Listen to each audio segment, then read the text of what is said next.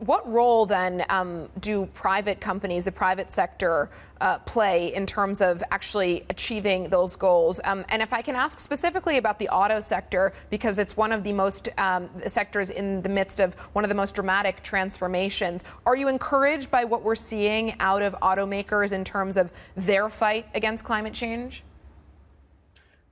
In a way, I could actually argue that I'm doubly encouraged, because on the one hand, we see that the automakers in the world are really ramping up towards electrification and moving to abandon the internal combustion engine, and we are in a revolution right now towards a completely new type of mobility in the world. So that is really encouraging. But what is particularly important with the car industry is that the rationale for this is not necessarily to save the planet, but it is to have more competitive, high technology, attractive solutions for us citizens in the world.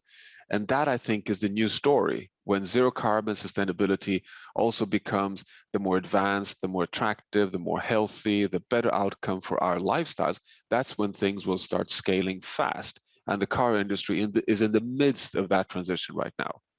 What role can the financial sector play in helping achieve these goals, both from a private sector perspective, the banks themselves, but also potentially the central banks?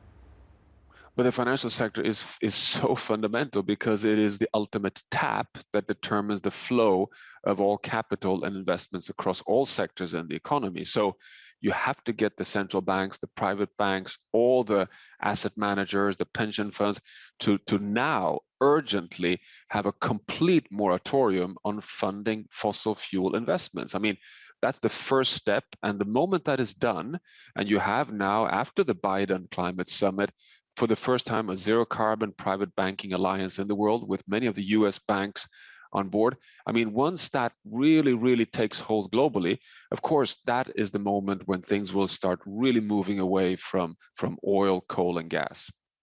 Dr. Rockström, let's just wrap it up by looking ahead to COP26 coming up this autumn. What kind of big decisions, if any, could we expect to come from that summit? Well, the first decision that actually is already legally binding, it's written into the Paris legally binding agreement that 5 years after Paris, which means Glasgow, all countries are obliged to upgrade their national plans in line with science. And that means zero emissions by 2050. So that is step one. Step two is that COP26 will be the moment to integrate carbon with nature, meaning to recognize that we now have to save all the carbon sinks on land and in oceans to have any chance on Paris. And third, I think it is your last question there about the finance.